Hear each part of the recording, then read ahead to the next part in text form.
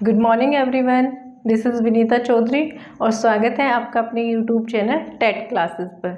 तो आइए मिलते हैं आज एक नए टॉपिक के साथ। मैंने अपने लास्ट वीडियो में शेयर किया था आपसे हेरिडिटी, यानी कि meaning of heredity, factor affecting of heredity. अब टॉपिक क्या था हमारा? हेरिडिटी एंड एनवायरनमेंट, ठीक है, यानी कि वातावरण। तो हमने हेरिडिटी कंप्लीट कर लिया था अपनी लास्ट वीडियो में। तो अब स्टार्ट क्या करेंगे हम? एनवायरनमेंट की। एनवायरनमेंट शब्द क्या है, कहाँ से आया है, इसकी क्या परिभाषा है, कौन से मनोवैज्ञानिक ने इसको क्या बताया है और इसके कौन कौन से वो प्रभाव हैं जो बच्चे को प्रभावित करते हैं। तो आइए समझ लेते हैं मीनिंग ऑफ एनवायरनमेंट, यानी तो पर्यावरण।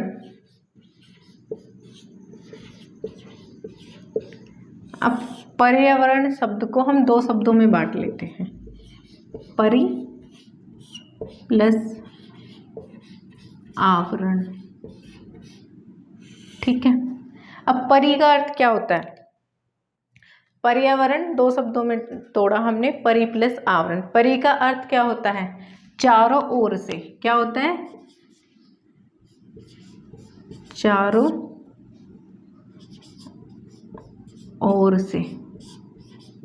और आवरण का मतलब क्या होता है? ढकना या घेरना,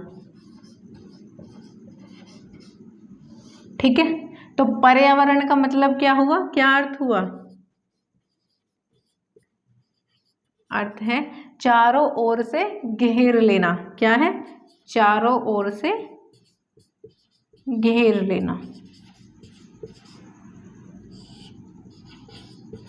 लेना या ढक लेना, अपने अंदर समावित कर लेना।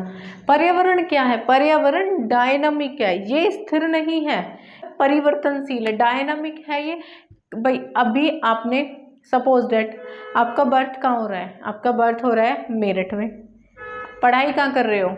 पढ़ाई के लिए पापा के बच्चे चले जाते हैं दिल्ली, स्कूलिंग हो रही है दिल्ली। अब दिल्ली स्कूलिंग करने के बाद जॉब लग रही है बेंगलोर में, तो बेंगलोर में चले गए जॉब करने के लिए, बुढ़ापे में आ गए फिर से मेरठ।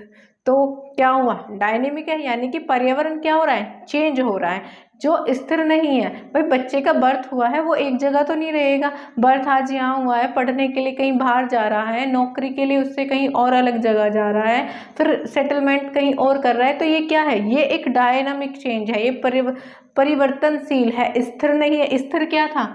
हेरिडिटी। हेरिडिटी क्या था? हेरिडिटी जो था वो स्थिर था। एनवायरनमेंट परिवर्तनशील है, डायनामिक है, ये बदलता रहता है। पर्यावरण का अर्थ क्या है? पर्यावरण को दो शब्दों में बांटा गया, परि प्लस आवरण, यानी कि चारों ओर से ढकना या घेरना, यानी कि समावित कर लेना, किसी भी चीज को चारों तरफ से घेर लेना, उसको क्या कहेंगे? वातावरण के। एक हमारी मनोवैज्ञानिक लेडी थी जिन्होंने एक डेफिनेशन दी थी, किसके बारे में? एनवायरनमेंट के, यानी कि पर्यावरण वह हर चीज़ है जो व्यक्ति के जीवन के अलावा उसे क्या करती है? प्रभावित करती है। तो इनकी बुक भी आई थी, एनी मैडम थी, जो कहाँ की थी? अमेरिका की। कहाँ की थी? ये अमेरिका की थी। और इन्होंने कहा था कि जो एनवायरनमेंट है वह हर चीज़ है जो व्यक्ति के जीवन के अलावा, यानी कि जैसे जीवन के अलावा मतलब भाई उसकी जो हाइट मिली है उसको, वो हेरिडिटी से मिली है, तो उसको प्रभावित नहीं करेंगे, लेकिन पर्यावरण की हर चीज़ प्रभावित होती है, ठीक है। बुक्स क्या लिखी थी? साइकोलॉजी टेस्टिंग लिखी थी एक बुक। दूसरी बुक तो इन्होंने बहुत सारी लिखी है, लगभग 9 से 10 बुक इन्होंने लिखी है, लेकिन कुछ इंपॉर्टेंट बुक्स है। Psychology testing, field of applied psychological, और जो हेरिडिटी की बात करती है वो बुक है psychological classic of heredity and environment, ठीक है। तो इन्होंने क्या कहा कि जो हमारी परिपक्वता, जैसे एक बच्चा है, उसकी परिपक्वता, उसका देखने का नज़रिया, उसकी सोच, उसका रहने का वातावरण, वो अभी का एक समय में इस स्थान पे था, यानी कि एक समय पर वो पैदा हो रहा है किसी और स्थान पे, पढ़ने के लिए जा रहा है वो दूसरे स्थान पे। तो क्या है? ये चेंज हो रहा है, ये डायनामिक है। तो उसमें हम उसके परिपक्वता की भी बात कर रहे हैं, उसके किस चीज़ की बात कर रहे हैं? उसके सारे मतलब सब चीज़ छोड़ दो, एक बात पकड़ लो कि पर्यावरण में हर चीज़ें जो व्यक्ति के जीवन के अलावा उसे प्रभावित करती है, यानी कि उसके जीवन को, उसकी हाइट को प्रभावित नहीं कर सकती, लेकिन जो बाहरी कारक है ना उसके, यानी कि इंटरनल और एक्सटर्नल पॉइंट आ जाते हैं। तो जो उसका बाहरी कारक है यानी कि इंटरनली को भूल जाओ, ठीक है। पर्यावरण से रिलेटेड इतनी बात पकड़ लो कि हमें सिर्फ उसकी हाइट, उसके ऑर्गन्स, इनके बारे में बात नहीं करनी है, क्योंकि ये कहाँ से मिले, ये अवगुण गुण मिले हैं उसको हेरिडिटी से। हमें बात करनी है ओनली ऑन एनवायरनमेंट की, उसके वातावरण की, उसके पर्यावरण की। तो उसमें जो वो चेंज आता है वो डायनामिक है, वो स्थिर नहीं है कि भाई एक की हाइट 5 फीट 3 इंच है, रुक गई। वो क्या था, वो हेरिडिटी था, वो स्थिर था, वो फिक्स्ड था। लेकिन ये डायनामिक है, ये चारों तरफ घूमता है, ठीक है। समझ में आ रही है इतनी बात। बुक्स जो लिखी थी और हमारी जो जिस टॉपिक पे हम बात कर रहे हैं उस बुक का नाम था psychology classic of heredity and environment. कहाँ की निवासी थी ये, अमेरिका की। इतनी बात समझ में आ रही है। तो बात करते हैं एनवायरनमेंट के फोर्सेस की, यानी कि वेरियस टाइप ऑफ फोर्स क्या क्या है, physical, social, moral, economical, political, cultural और इमोशनल फोर्सेस, ठीक है। अब बात कर लेते हैं फिजिकल, ये ठीक है, यानी कि इसमें क्या है, इसका ये जो कारक है इसका वातावरण पर क्या प्रभाव पड़ रहा है। भाई आपने देखा होगा कि पहाड़ी इलाके के जो बच्चे होते हैं उनका कद छोटा होता है मुकाबले मैदानी क्षेत्रों में जो बच्चे पैदा होते हैं। इसमें ये अंतर, जो पहाड़ी इलाकों के बच्चे होंगे वो देखा होगा आपने, उनका कद, उनकी हाइट जो है छोटी होती है, और जो मैदानी क्षेत्रों में पैदा हुए होंगे उनकी हाइट उनसे ज़्यादा होती है। आपने ये देखा होगा और पाया होगा कि इन क्षेत्रों में पहाड़ी क्षेत्रों में रहने वाले लोग क्या होते हैं, उनका रंग रूप थोड़ा अलग होता है, उनकी आंखें थोड़ी अलग होती है। मैदानी क्षेत्रों में ऐसा नहीं होता, उनका रंग रूप अलग होता है। ठंडे प्रदेश में जो बच्चे पैदा होते हैं या ठंडी जगहों पे जो पैदा होते हैं उनका स्वभाव एकदम चंचल होता है, वो बुद्धिमानी होते हैं, उनमें गुस्सा नहीं होता। और आपने देखा होगा जो गर्म स्थान है वहाँ पर जो बच्चे जन्मे हैं तो उनका रंग जो है काला पाया जाता है, उनका जो रूप है, रंग रूप जो है वो काला होता है, और उनका थोड़ा जो स्वभाव है वो चिड़चिड़ा होता है। कैसा होता है, चिड़चिड़ा स्वभाव के होते हैं। अब बात कर लेते हैं सोशल की, यानी कि सामाजिक में क्या हो रहा है। आर्थिक दृष्टिकोण हम इकोनॉमिकल में पढ़ेंगे, लेकिन आर्थिक थोड़ा सा इसमें भी आ जाता है। इसमें क्या है, सामाजिकरण सा हो रहा है इसमें हमें देखने को मिलता है कि लोग जो हैं वो दिखावे पर ज़्यादा जाते हैं। बोलेंगे समाज में एक प्रतिष्ठा बना लेनी है कि हमारे पास क्या है, भाई हमारे पास पैसा है, हमारे पास ज़मीन है, हमारे पास घर है।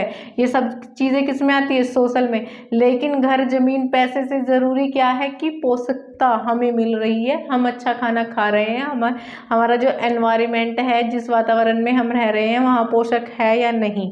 आ रही है बात समझ में। अब बात करते हैं मोरल, नैतिकता की। अब इसमें क्या है, इसमें हमने देखा है कि हर क्षेत्र में अलग अलग, अगर हम पर्यावरण की बात कर रहे हैं तो अगर हमने देखा होगा कि एक पहाड़ी इलाके के जो लोग हैं उनका जो स्वभाव है, उनकी जो विनम्रता है वो थोड़ी अलग होती है कहाँ के इलाकों के मुकाबले, मैदानी इलाकों के। तो रहन सहन यानी कि नैतिकता उनसे कहाँ से मिल रही है, उनके रहने सहने से मिल रही है। उनके रहन सहन से पता लग रहा है कि उनको मोरल वैल्यूज़ कितनी आती है, वो कितना आदर निरादर कर रहे हैं। ये कहाँ आता है, ये मोरल में। तो इसमें पर्यावरण का भी बहुत बड़ा हाथ है। अब अगर एक अच्छा एनवायरनमेंट हमारे आसपास है तो हमें क्या मिलेगी, हमें नैतिकता सीखने को मिलेगी, हम नैतिकता करेंगे भी। लेकिन अगर लोग क्या वही चिड़चिड़े हैं, एक दूसरे के बारे में नहीं सोचते, सिर्फ अपने अपने बारे में सोच रहे हैं, तो ये गलत है। तो वहाँ से हमें क्या मतलब, पर्यावरण, वातावरण से हमें एक अच्छा वातावरण हमें अच्छी नैतिकता दे रहा है, और एक बुरा वातावरण हमें नैतिकता सीखने ही नहीं दे रहा है। इतनी बात समझ में आ रही है। फिर बात करते हैं हम इकोनॉमिकल, यानी कि आर्थिक कारक जो होता है। अब आर्थिक कारक में क्या आ जाता है, आर्थिक कारक जो है भाई इकोनॉमिकल हमें हर तरीके से प्रभावित करती है। अगर किसी फैमिली की इकोनॉमिकल कंडीशन यानी कि उनकी आर्थिक स्थिति जो है अगर अच्छी है तो उनको एक पौष्टिक आहार भी मिल रहा है, उनका रहन सहन भी अच्छा है, उनको सब सुख सुविधा मिल रही है। लेकिन एक फैमिली है कि उनकी इकोनॉमिकल जो कंडीशन है, उनकी जो आर्थिक स्थिति है वो थोड़ी कमज़ोर है, तो उनको वो पोषक, वो रहन सहन वाली सुविधा वो नहीं मिल पा रही है। आ रही है बात समझ में? तो वातावरण का इफेक्ट हुआ। एक वातावरण में एक परिवार रह रहा, उसके पास आर्थिक सुख सुविधा, सब तरह की सुख सुविधा, उसको पौष्टिक आहार भी मिल रहा है, रहन सहन की भी सुविधा, अच्छा सा घर है, चलने फिरने में हर चीज़ में सुविधा है। और एक वातावरण ऐसा है कि एक फैमिली है जो उस वातावरण में रह रही है, उनके पास पैसे नहीं है, उनकी आर्थिक स्थिति कमज़ोर है, तो उनको पौष्टिकता भी नहीं मिल रही है, उनका रहन सहन का तरीका भी थोड़ा कैसा है, सामान्य। ठीक है, आ रही है समझ में?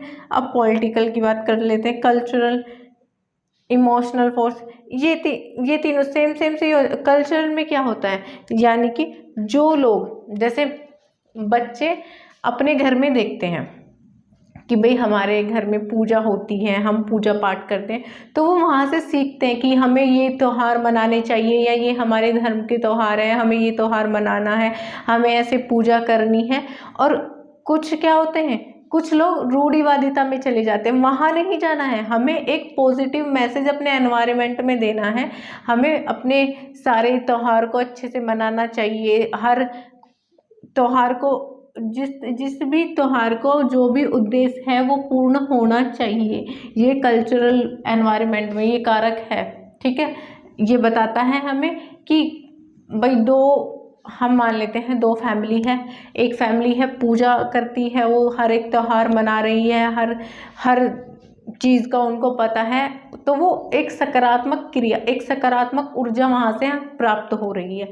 लेकिन एक फैमिली है जो रूढ़िवादी सोच की है, जो क्या है, जो अपने त्यौहार तो नहीं मना रही है, उसमें भी कुछ ना कुछ रूढ़िवादिता देख लेते हैं। तो रूढ़िवादिता नहीं होनी चाहिए, जहाँ रूढ़िवादिता होगी वहाँ संस्कार अच्छे नहीं होंगे।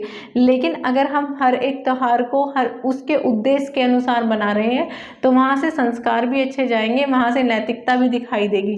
ठीक है, आ रही है बात समझ में? अब इमोशनली फोर्स, यानी कि जो हमारे भावनात्मक कारक, या आपने देखा होगा जिस भी एनवायरनमेंट में बच्चे ने जन्म लिया, अगर वो जन्म ले रहा है ऐसे एनवायरनमेंट में कि उसकी माता, उसके पापा या उसके घर में जो और भी फैमिली मेम्बर्स हैं, वो भावनात्मक क्रिया, उनकी जो भावनात्मक क्रिया है वो पॉजिटिव है, वो दूसरों के प्रति भाव, सहनशीलता रखते हैं, तो उस बच्चे में भी वो इमोशन हमें देखने को मिलेंगे।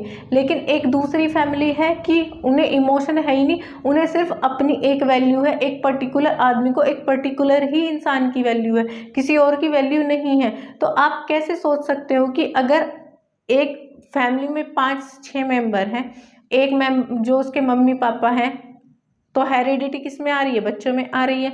तो एनवायरनमेंट का भी फर्क पड़ रहा है। अब बच्चा देख रहा है कि जो मेरी मदर और मेरे फादर हैं वो अपने अपने बारे में सोचते हैं और किसी के बारे में नहीं सोचेंगे, तो ये भाव बच्चे में ट्रांसफ़र हो गया। तो बच्चा भी अपने बारे में सोच रहा है, क्योंकि उसने ऐसा वातावरण वहाँ देखा, उसने देखा कि जो मेरे जो बड़े हैं वो क्या कर रहे हैं, उसी प्रकार से वो वातावरण बच्चे ने कैच किया। ठीक है, तो पॉजिटिव और नेगेटिव इम्पैक्ट होते हैं। हमें क्या दिखाना चाहिए, हमें पॉजिटिव दिखाना चाहिए। अगर हम अच्छे से अपने भाव प्रकट करेंगे, सहनशीलता रखेंगे दूसरे के प्रति, अपने आप तो सहनशीलता रखो, दूसरे के प्रति भी रखो, तो हमें देखने को मिलेगा कि हमारे परिवार में जो और बच्चे हैं वो भी इसी तरह की सहनशीलता दूसरे के प्रति रख रहे हैं।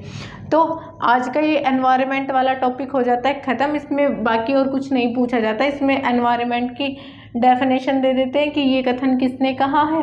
तो मैंने मनोवैज्ञानिक के नाम भी आपको बताए हैं, और उसके जो कारक हैं, ये कारक हैं उसके, ये फोर्स हैं, ये आप लर्न कर लेना, यहाँ से ही क्वेश्चन पूछे जाते हैं। तो आई होप आपको वीडियो अच्छी लगी है। सब्सक्राइब करना, शेयर करना और लाइक करना। Thank you so much.